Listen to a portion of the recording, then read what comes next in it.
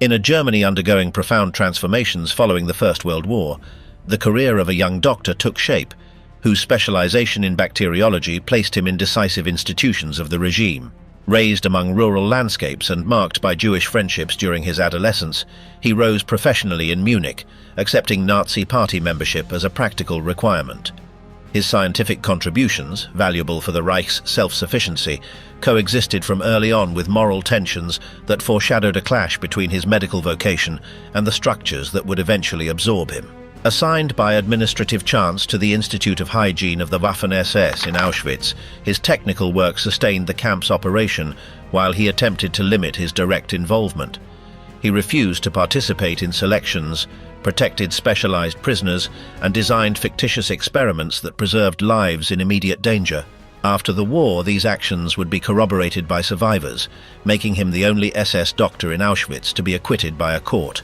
This documentary examines the curious history of the so-called Good Doctor of Auschwitz. From the university lecture hall to the Nazi state, the origins of Münch. In 1911, Hans Wilhelm Münch was born in Freiburg into a German middle-class family. His father worked as a forestry superintendent, which placed the family in rural settings where the young Münch spent his early years far from the urban tensions that were beginning to ferment in Germany after the defeat in the First World War. During his adolescence, the family moved to Dresden, a city with a prosperous Jewish community fully integrated into cultural and economic life. There, Münch formed genuine friendships with Jewish classmates, especially with Leo Oppenheimer, with whom he even shared a bicycle trip to Paris. These early relationships would create one of the many paradoxes that would define his later biography. Upon completing secondary school, Münch began medical studies in Tübingen between 1933 and 1935, precisely when Hitler was consolidating his power.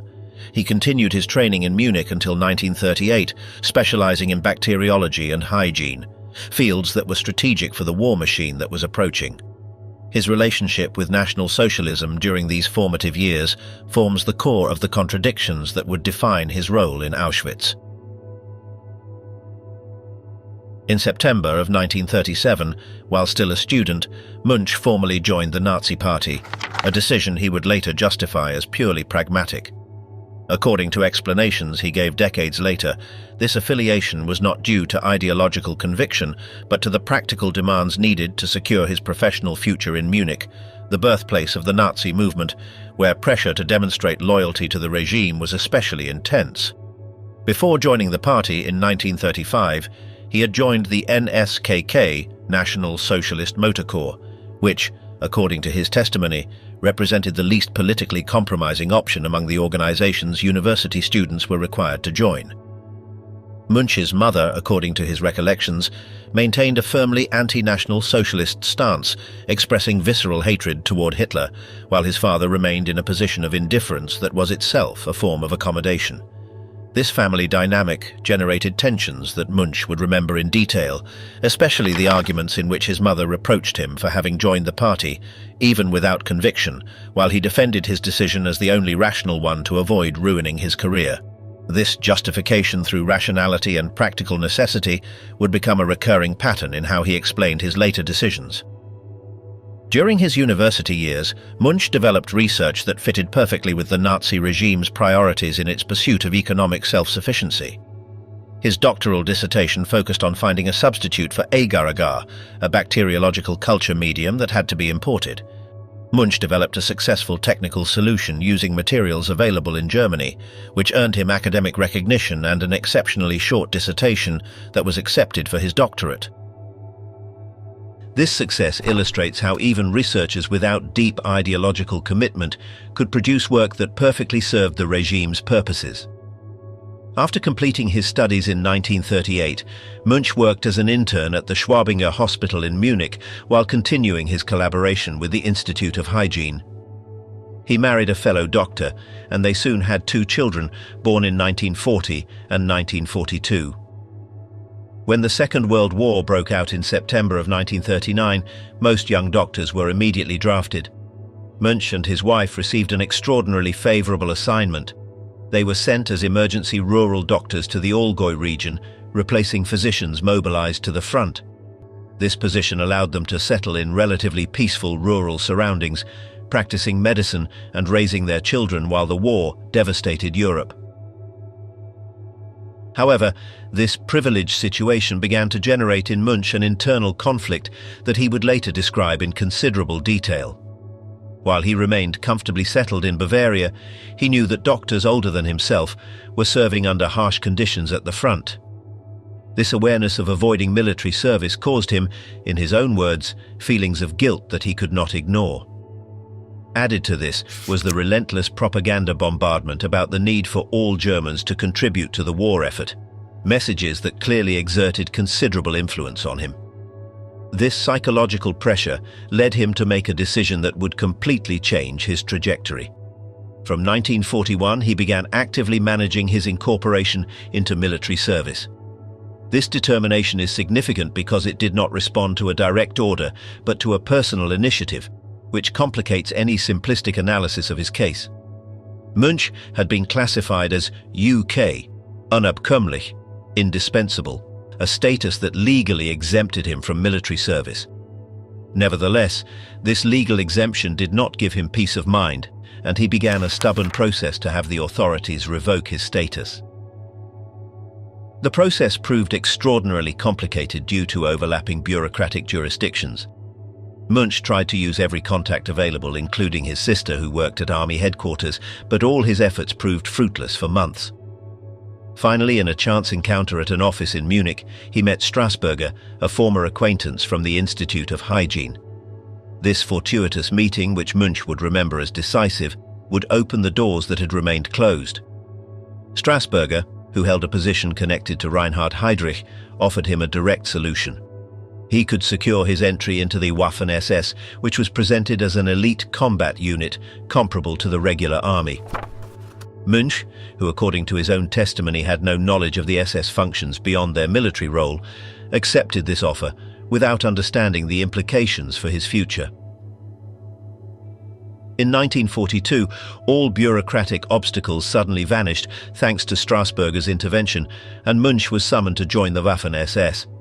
He received an abbreviated training of only a few weeks and had to fill out forms about his education and experience. In these documents, it was recorded that he was a physician trained in bacteriology and hygiene, that he had worked at the Institute of Hygiene in Munich, that he had developed bacteriological culture media, and that he had experience in laboratory work under primitive conditions. This combination of skills proved extraordinarily valuable for a specific facility that was experiencing severe problems with epidemics. Instead of being sent to the front as he expected, Münch was assigned to the Institute of Hygiene of the Waffen-SS, headquartered in Berlin, an organization that oversaw health in all facilities under SS control, including the concentration camps. He was initially sent to Breslau, where he conducted medical examinations of young recruits. When the transfer order arrived, the document simply specified a unit designated as Southeast, without further geographical detail. Münch and his wife, who had accompanied him to Breslau, decided that she would follow him to his destination and then return to Munich via Prague. However, upon reaching Katowice, they discovered that the train to Prague was not running, so she decided to continue with him to the final destination. Thus, without having planned it, Hans Wilhelm Münch and his wife arrived together at the Auschwitz train station in the winter between late 1942 and early 1943. Münch had absolutely no idea what kind of facility Auschwitz was. The name meant nothing to him at that moment. At the station, they were met by a non-commissioned officer from the Institute of Hygiene, who assured them there would be no problem if the wife stayed for a few days until Dr. Weber, Münch's superior, returned soon. During the journey from the station to the Institute of Hygiene in Reiskow, approximately 1.5 kilometers from the main complex, they observed for the first time a column of prisoners marching. The sight of those beings dressed in striped uniforms, emaciated, marching under armed guard, proved deeply disturbing to both of them, although they still did not grasp the full magnitude of what they were witnessing.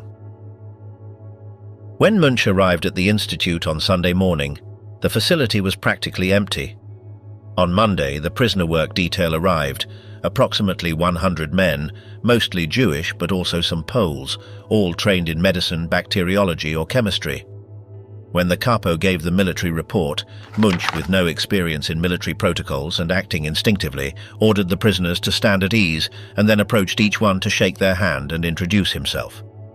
This gesture, absolutely extraordinary and contrary to every SS regulation regarding treatment of prisoners, caused astonishment both in the non-commissioned officer present and in the prisoners themselves. The non-commissioned officer later had to explain urgently to Münch that under no circumstances was he to have physical contact with prisoners, that he was not to speak to them except to give orders, and that there were strict regulations about permitted interactions. This first scene, apparently minor but profoundly symbolic, foreshadowed the behavior Münch would maintain during his time in Auschwitz, and that would eventually become the central factor in his legal survival at the post-war trials. During the first few days, Münch began gradually to understand the reality of the place.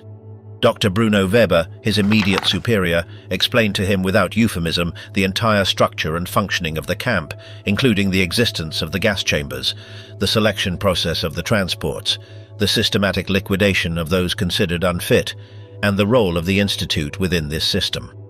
Weber made it clear to him that the Institute did not participate directly in selections or executions, that its function was strictly the prevention of epidemics through bacteriological analysis, and that as long as he stayed within these technical functions, he could avoid becoming involved in the darkest aspects of Auschwitz. How Auschwitz functioned from its invisible internal structures. The Institute of Hygiene of the Waffen-SS in Reiskow, where Hans Wilhelm Münch would work for approximately 18 months between 1943 and January 1945, constituted a fundamental piece in the infrastructure that enabled the Auschwitz complex to function. Its creation responded to an urgent practical need. Epidemics had affected not only prisoners, but also German personnel, threatening the camp's operability and the associated industries. Before the Institute existed, when a typhus outbreak was detected, the standard procedure was to seal the entire barrack and send all its occupants to the gas chambers, afterwards disinfecting the structure with Zyklon B. This brutal and inefficient method unnecessarily multiplied deaths and reduced the available labor force. Moreover, it produced a counterproductive effect. Prisoners and prisoner doctors began systematically to hide contagious diseases, knowing that reporting them meant certain death for everyone in the barrack.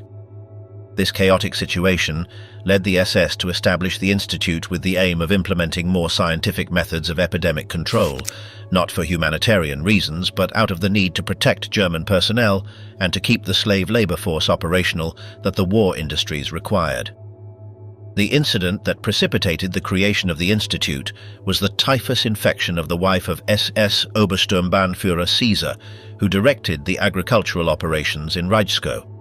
The panic this case generated among the authorities prompted the decision to establish a complete bacteriological laboratory capable of carrying out systematic analyses, identifying outbreaks at early stages, and developing containment strategies that did not depend solely on mass extermination.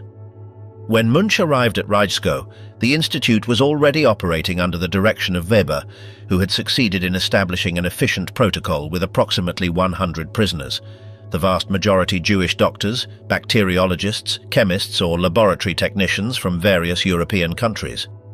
These prisoners represented an extraordinarily valuable resource, as many had been distinguished professionals with specialized knowledge.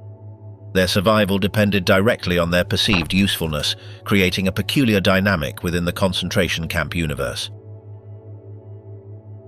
The Institute's work covered multiple areas: systematic examination of water to detect bacterial contamination, analysis of food for both prisoners and SS personnel to verify wholesomeness, cultivation, and identification of bacteria in suspected cases of infectious diseases, production of bacteriological culture media using the technique Münch had developed during his doctorate, performance of various serological analyses, and limited production of vaccines and bacteriological preparations. This technical work, apparently neutral from a scientific point of view, nevertheless fulfilled an essential function in maintaining the extermination system by allowing the camp's operations to continue without interruptions caused by uncontrollable epidemics. Münch's position within this system presents complexities that have generated historiographical debate for decades.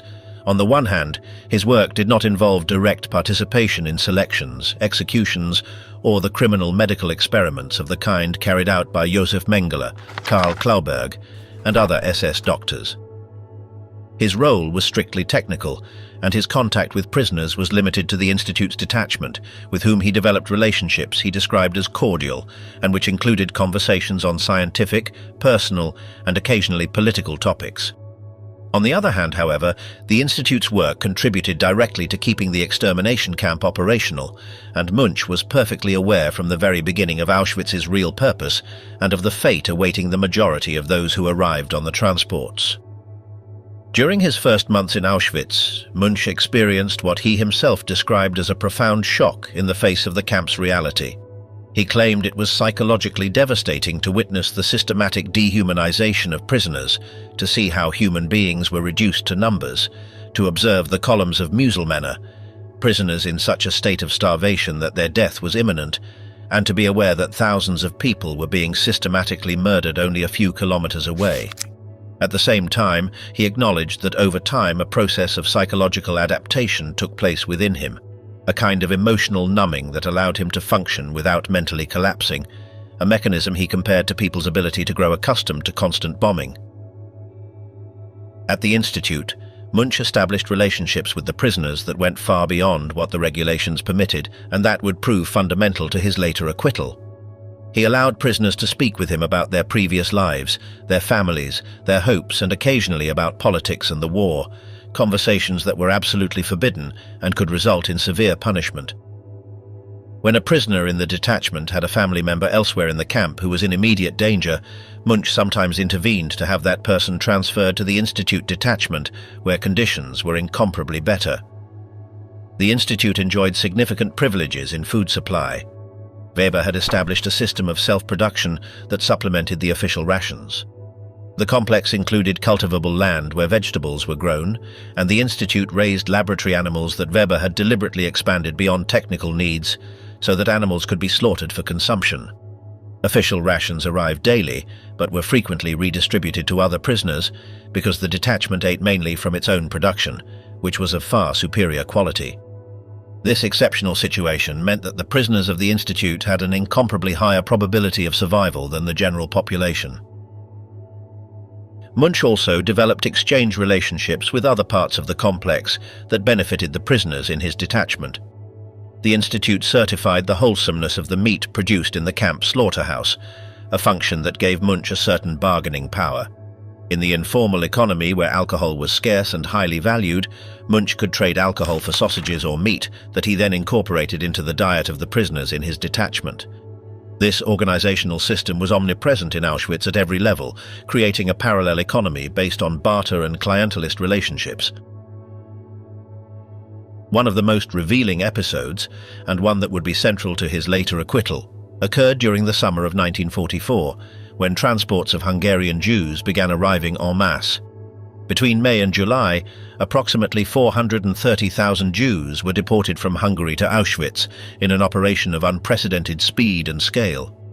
The arrival of these transports completely overwhelmed all of Auschwitz-Birkenau's facilities.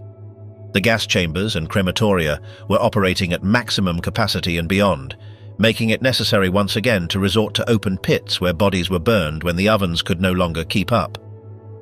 In this context of industrial-scale extermination, all SS doctors in Auschwitz were summoned to participate in the selections on the Birkenau ramp, where trains were unloaded, and within minutes it was decided who would be sent immediately to the gas chambers and who would be temporarily admitted for labor. Münch received the order to report to the ramp, an order that, according to all evidence, was the first time he had received it during his stay, having until that moment succeeded in remaining exclusively within the functions of the Institute without involving himself in the extermination operations. Münch's reaction to this order constitutes the core of what distinguishes him from the majority of SS doctors in Auschwitz and the foundation of his later acquittal. Instead of obeying, he went directly to the camp commandant, Arthur Liebehenschel, and told him categorically that he would not carry out selections under any circumstances, that they could do whatever they wanted with him, but that he would not take part in that procedure. This direct refusal to obey an order, extraordinarily rare in the context of the SS and Auschwitz, was met with surprise and indignation.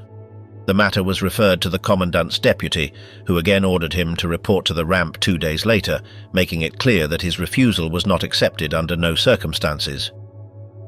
Faced with this reiteration, Münch turned to Weber, who happened to be in Auschwitz at the time, and explained the situation to him. Weber advised him to travel to Berlin immediately and speak directly with Joachim Rogowski, professor of medicine and SS officer who directed the entire Hygiene Institute of Hygiene from the capital. Münch traveled to Berlin that same night, obtained an interview with Rogowski, and clearly stated his position. He would not participate in selections. He considered that activity outside his duties as a bacteriologist, and he was prepared to accept the consequences, including being sent to the Eastern Front or even facing a court-martial. Rogowski, faced with this firm stance, and after assessing the situation, decided to protect Münch by means of a telephone call to the Auschwitz commandant. The exact reasons for this decision are not entirely clear, but they apparently involved several factors. Münch was a valuable specialist in a field with a shortage of qualified personnel. Rogowski needed a favor from the commandant by creating a situation of reciprocal negotiation, and there may have been recognition that forcing someone to carry out selections against their explicit will could prove counterproductive. The result was that Münch was formally exempted from participating in selections, an exemption that remained in force throughout his time in Auschwitz and made him, according to all available testimony, the only SS doctor in the camp who successfully refused this duty. News of this exemption spread quickly among the prisoners of the Institute and beyond. The fact that an SS doctor had refused to carry out selections and had managed to maintain his position acquired important symbolic meaning for many prisoners, suggesting to them that not all Germans were completely committed to the system and that it was possible to resist certain aspects of it, even if only on the margins. The prisoners of the work detail, aware that they had obtained a supervisor who did not participate in the extermination operations and who treated them with relative humanity, did everything possible to keep him in Auschwitz and to dissuade him from any attempt to request a transfer. However, this episode of refusing to perform selections, the most positive aspect of Münch's conduct, must be placed within the broader framework of his role in the camp. Münch continued working at the Institute in the following months, carrying out bacteriological analyses that contributed to the efficient functioning of the camp, taking part in the informal economy of exchanges, and maintaining cordial relations with other SS officers. Among these was Josef Mengele, the doctor who would become the symbol of Nazi medical crimes. The relationship between Münch and Mengele, as Münch later described it, presents another disconcerting paradox. Münch claimed to have had lengthy conversations with Mengele, discussions that he characterized as political and ideological debates in which he tried to understand the worldview of a convinced National Socialist who was truly convinced. According to his account, Mengele represented the type of ideologically committed perpetrator, someone who genuinely believed in Nazi racial theory, who regarded Jews as an existential threat to European civilization, and who saw his work in Auschwitz as a unique scientific opportunity to advance genetic knowledge through experiments that would be impossible under normal circumstances, impossible due to ethical restrictions. These conversations, if they took place on the terms Münch described, are deeply disturbing for several reasons. They suggest that Münch maintained cordial relations with the most notorious medical perpetrator in Auschwitz, raising questions about how consistent his rejection of the system actually was, and to what extent he was willing to normalize his situation through socializing with colleagues who participated directly in crimes.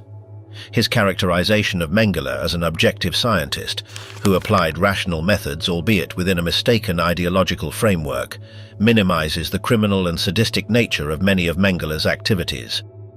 The fact that he claimed to have discussed these matters without taking any action beyond intellectual debate illustrates the limits of his resistance and his practical acquiescence to the system while he remained within it. Around the autumn of 1944, after Karl Klauberg had left Auschwitz upon completing his sterilization experiments, between 20 and 25 young Jewish women who had been used as experimental subjects remained in the camp. These women were transferred to the Institute of Hygiene, where they were initially used to obtain saliva samples needed for blood group determination. When that project ended, the order came to return them to the main camp population, which in practice meant sending them to the gas chambers since they no longer had any labor utility. Münch, faced with this situation, spent, according to his own testimony, a sleepless night searching for a solution until he decided to invent a new research project that would require the use of these very women, thus providing justification for keeping them alive. The experiment he designed involved inoculating an experimental serum against dental granuloma, a topic scientifically plausible enough to be approved but harmless enough to cause no real harm. Münch instructed the women to complain to anyone who asked that the experiments were painful so that no one would suspect that in reality nothing significant was happening, thereby managing to keep this group at the institute for several additional months while the German military situation deteriorated. This episode was crucial in the Krakow trial because several of these women survived, were located after the war, and testified that Münch had carried out experiments presented as painful but which were in fact harmless, and that they understood this had been a subterfuge to save their lives. This positive testimony from Auschwitz victims about an SS officer was extraordinary and proved decisive in the Polish court's decision to acquit Münch. However, even this apparently heroic episode reveals ambiguities upon closer examination, for it illustrates that the power of life and death over these human beings rested entirely in Münch's hands, that they existed in a state of absolute vulnerability, and that their salvation depended on the goodwill and bureaucratic creativity of their captor. During the final months of 1944 and the beginning of 1945, as the Red Army advanced from the east, the SS began destroying evidence of the extermination. They blew up the gas chambers and crematoria at Birkenau, exhumed and burned bodies from mass graves, and eliminated compromising documentation. The mass evacuations of prisoners toward the interior of Germany began in the death marches, during which tens of thousands were forced to walk hundreds of kilometers in the middle of winter without adequate food or clothing, with thousands dying along the way. The institute was evacuated in January of 1945, with Münch and the staff transferring to Dachau, where they were supposed to set up a new laboratory, although by then the war was clearly lost and chaos was widespread. Kraków, 1947, how individual responsibility was determined. In the summer of 1945, Hans Wilhelm Münch surrendered to the American military authorities at a prisoner camp near Stuttgart, identifying himself as a Waffen-SS doctor and revealing that he had been stationed at Auschwitz.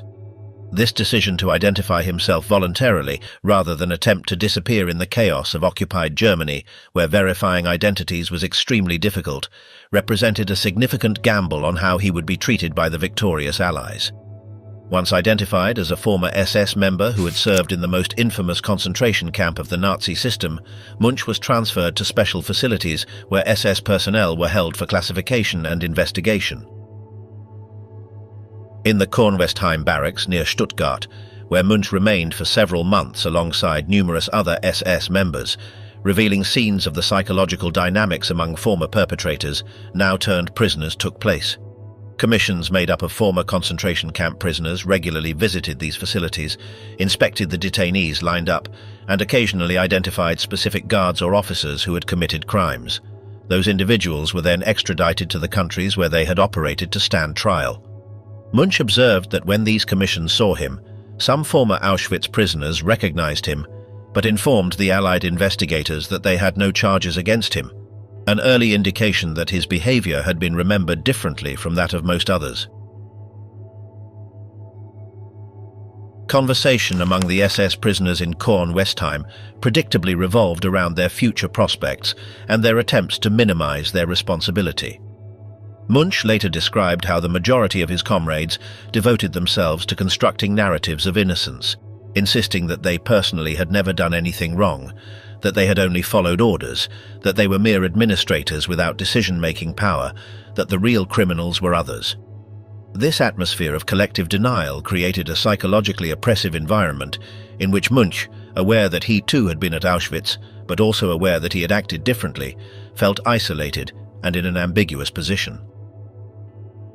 In 1946, Münch was extradited from the American occupation zone to Poland, together with numerous other SS members who had served at Auschwitz, to be tried by the Polish courts that were systematically prosecuting captured German war criminals. This extradition marked the beginning of approximately 2 years of imprisonment and interrogations in Polish prisons, first in Breslau and later in Krakow. The treatment he received was, according to his descriptions, surprisingly varied, ranging between periods of extremely harsh conditions, severe overcrowding and occasional mistreatment by guards who regarded him as just another war criminal, and periods of relatively privileged treatment once the investigating magistrates began to understand that his situation was different from that of the other defendants. The investigation process in the case against Münch was long and meticulous. The Polish magistrates interrogated Münch exhaustively about every aspect of his time in Auschwitz, how he had arrived there, what his specific duties had been, what he had witnessed, what relationships he had maintained with other SS members, how he had treated the prisoners under his supervision, whether he had participated in selections, whether he had conducted medical experiments, and any other aspect relevant to determining his degree of criminal responsibility. Münch cooperated fully with these interrogations, providing detailed and truthful answers about his experience, including information on the overall functioning of the camp, on other SS doctors, and on the extermination system, information that proved valuable to the Polish investigators in their effort to fully document the crimes committed in Auschwitz. During this period of pre-trial imprisonment, Münch experienced moments of profound despair alternating with cautious hope as he began to understand how his case was being evaluated. At one point, the investigating magistrate informed him, to his immense surprise and relief, that there were no serious charges against him in the Polish files, that the statements collected from former prisoners who had known him were consistently positive or at least neutral, and that the court had no intention of convicting him for crimes he had not committed simply because he had been an SS member in Auschwitz. This magistrate even offered to contact Münch's wife in Bavaria to let her know that her husband was well and would probably be released, an extraordinary humanitarian gesture that deeply moved Münch. The main trial against Auschwitz personnel took place in 1947 before the Supreme National Tribunal of Poland, a special court established specifically to try war crimes and crimes against humanity committed on Polish territory during the German occupation. Among the defendants were Arthur Liebehenschel, who had been commander of Auschwitz after Rudolf Höss, Maria Mandl, the feared head of the women's camp overseers at Birkenau, Hans Aumeier, former camp leader, and approximately 40 other accused, including doctors, administrators, and guards. Münch was the only doctor among the defendants, as others, such as Josef Mengele, had managed to escape. Münch's presence on the bench alongside these convicted criminals created a paradoxical situation, for he was being tried on the same charges as the others, but under completely different factual circumstances. The trial lasted several weeks, with the presentation of testimony from numerous survivors who recounted the horrors they had endured and identified specific defendants as perpetrators of particular crimes. The Polish prosecution meticulously built the case against each defendant, documenting their specific role in the camp's operation, presenting evidence of participation in selections, executions, torture, criminal medical experiments, or in the general administration of the system that had murdered more than 1 million people. In Münch's case, however, the prosecution faced a fundamental problem. There were no victim testimonies incriminating him in specific crimes. There was no evidence that he had participated in selections, despite having been in Auschwitz during the Hungarian deportations when virtually all doctors took part. And there were multiple statements from former prisoners asserting that Münch had acted humanely within the possibilities his position allowed. The crucial moment of the trial regarding Münch came when the prosecution presented the charges related to the experiments he had allegedly carried out on Jewish women transferred from Klauberg's block. The accusation, based on documentation from the institute captured by Soviet forces, claimed that Münch had used these women as subjects for medical experimentation, subjecting them to painful and inhuman procedures without their consent, and that several had died as a result. This charge, had it been upheld, would have been sufficient to convict Münch, since non-consensual medical experiments on prisoners had been declared crimes against humanity at the Nuremberg trials. However, when the defense had the opportunity to present its case, something completely unexpected occurred in the context of a trial against Auschwitz personnel. Several of the women who had been subjects of Münch's experiments were located and brought to Kraków to testify. These women, instead of confirming the prosecution's version of painful and inhuman experiments, testified that, although they had formerly been subjects of experiments and had received supposedly painful injections, in reality the experiments had been fictitious, deliberately designed to create a bureaucratic justification that allowed them to remain alive and in the institute, rather than being sent back to the main camp where they would have been gassed. They explained that Münch had explicitly asked them to complain of pain and discomfort whenever anyone asked, so that no one would suspect that nothing substantial was actually happening, and that they had understood this was a ruse to save their lives. The impact of these testimonies in the courtroom was extraordinary. The audience, largely composed of Auschwitz survivors and relatives of victims, broke into spontaneous applause when the women finished testifying, a highly unusual emotional reaction in the formal setting of a courtroom, but one that reflected the recognition that they were witnessing something exceptional. Auschwitz victims testifying in favor of an SS member, not under coercion or confusion, but out of genuine gratitude towards someone who had used his position of power not to inflict further suffering, but to save lives within the limited possibilities the system allowed him. In addition to this dramatic testimony about the false experiments, the defense presented numerous other statements from former prisoners of the Institute's work detachment that corroborated the relatively humane treatment Münch had given to the prisoners under his supervision, his refusal to participate in selections, his interventions in several cases to save specific individuals who were in danger, and his overall behavior which, while not heroic in the sense of active resistance against the system, at least represented a form of non-cooperation with its most criminal aspects and an attempt to preserve some humanity amid the horror. The court, after evaluating all the evidence presented, deliberated on each of the accused individually. The majority were found guilty of crimes against humanity and war crimes, receiving sentences ranging from long prison terms to the death penalty. Arthur Liebehenschel was sentenced to death and executed. Maria Mandl was sentenced to death and executed. Hans Aumeier was sentenced to death and executed. The list of convictions and executions was long, reflecting the Polish court's determination to deliver justice for the crimes committed in Auschwitz. However, when it came to Hans Wilhelm Münch, the court issued a verdict that surprised many observers, though it was the logical conclusion of the evidence presented. Münch was acquitted of all charges. The acquittal judgment explained in considerable detail the court's reasons for this exceptional decision. The court acknowledged that Münch had been a member of the SS and had served in Auschwitz during a period when mass exterminations took place, but it determined that based on the evidence, Münch had not personally participated in any criminal activity, that his work had been of a strictly technical and scientific nature, that he had refused to take part in selections despite orders received, that he had treated the prisoners under his supervision humanely, and that he had made active efforts to save lives whenever he had the opportunity. The court applied the principles established at the Nuremberg trials, where it had been determined that mere membership in criminal organizations such as the SS did not automatically constitute individual guilt if the person had not participated while knowing the criminal objectives of the organization or had attempted to resist those objectives.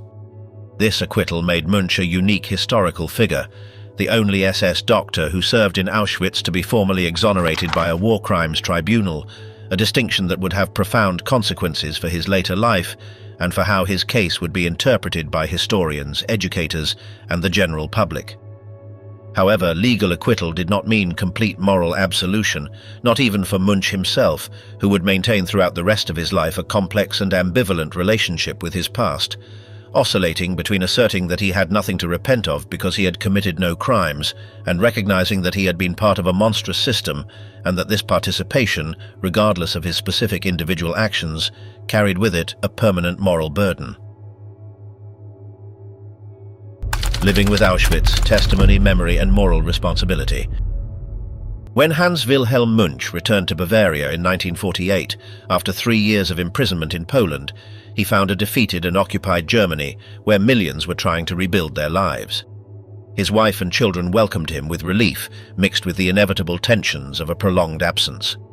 The acquittal in Kraków legally distinguished him from the vast majority of former SS members, but his past in Auschwitz remained an obstacle to reintegrating into post-war German society, where official denazification efforts coexisted with the practical need to reintegrate millions of former Nazi party members so that the country could function.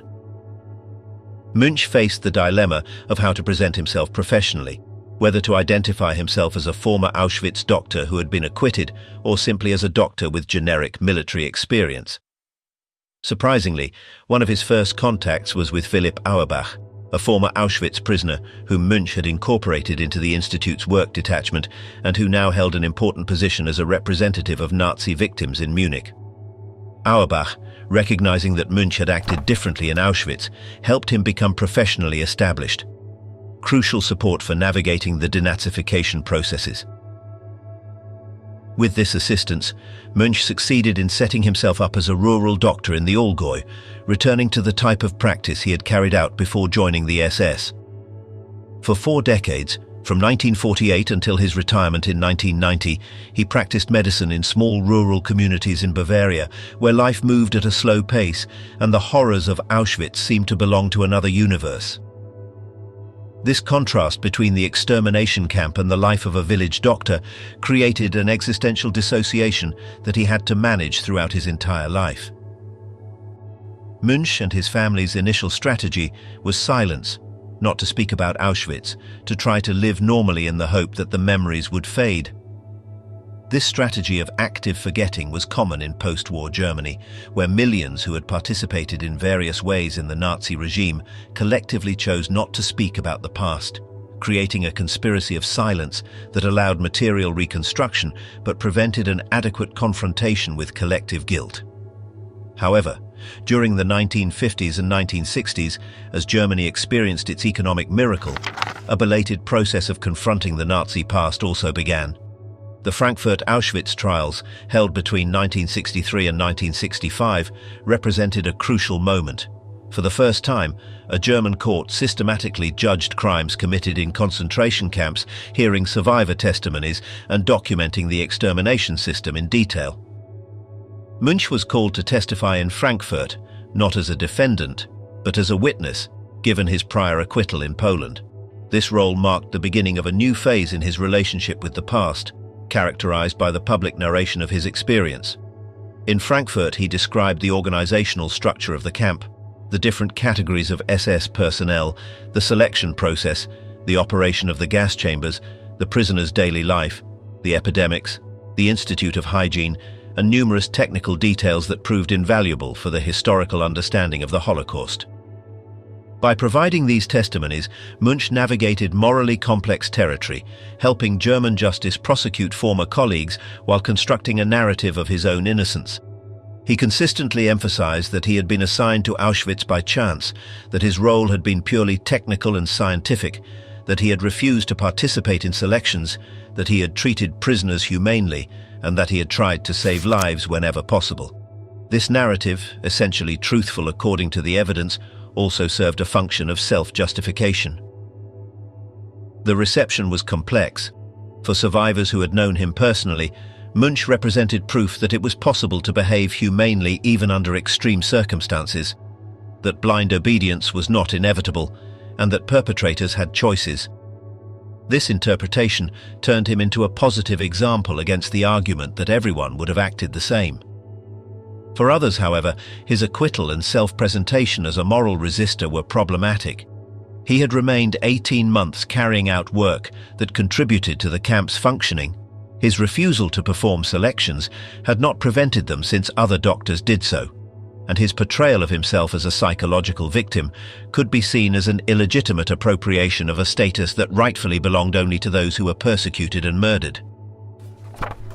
Münch maintained contact with several survivors from the Institute's prisoner staff, relationships that were generally cordial and occasionally included personal meetings.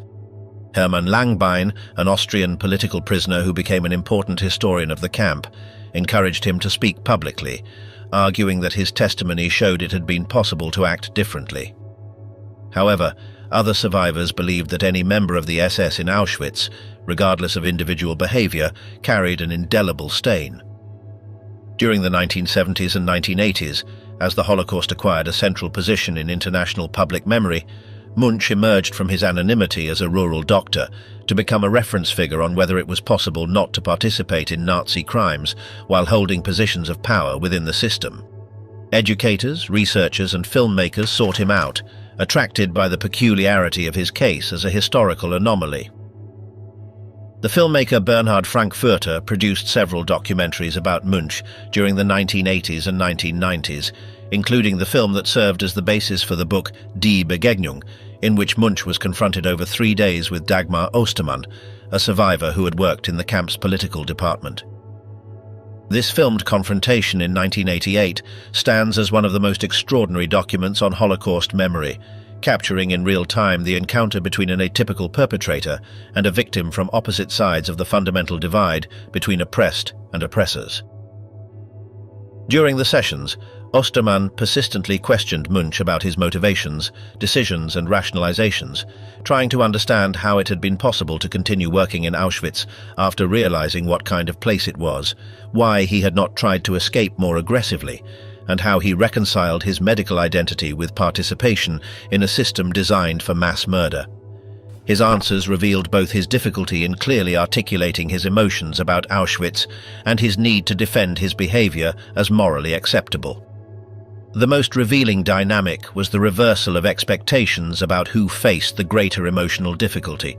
Münch insisted that for him it was extremely hard to speak with Jewish survivors because he knew they would never fully understand his position, that underlying suspicion would always remain, and that his legal acquittal did not eliminate moral doubts.